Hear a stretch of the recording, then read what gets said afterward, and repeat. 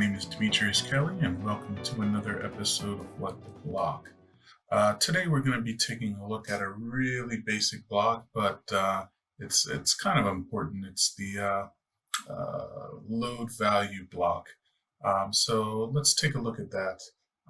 So here I'm starting off with a basic gauge that we have, just to give you an example. We're going to go over to right click on the gauge. We're going to go and hit the data flow to open that up. Now I have here just a quick basic value set up here called temperature. I'm just going to drag this over here. So if you see here, we have the actual path and the actual value that's given out.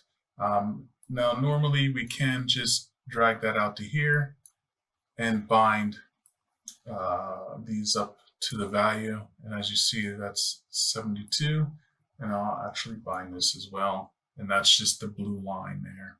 So, if this value were to change, then the gauge would change as well.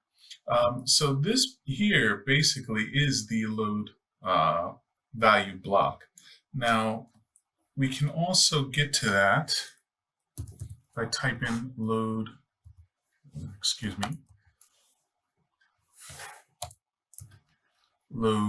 value. This is right here. So this is basically the same exact block, except you do have the name here is load value. If you double click on the name, and I'll call this temp load value, just so you can see the difference here. Now, if I were to take this path here and copy it, paste the path here, and hit enter, you would get the same exact value. And again, I would take this, drag this here, and drag this on the target blue line, and it would be the same thing.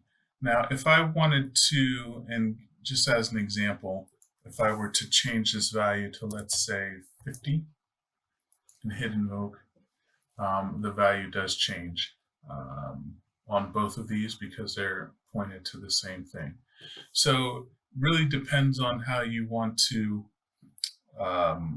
build out your dashboards with the load value block. If you just want to take the point and drag it, or if you just want to drag this and then paste your path in.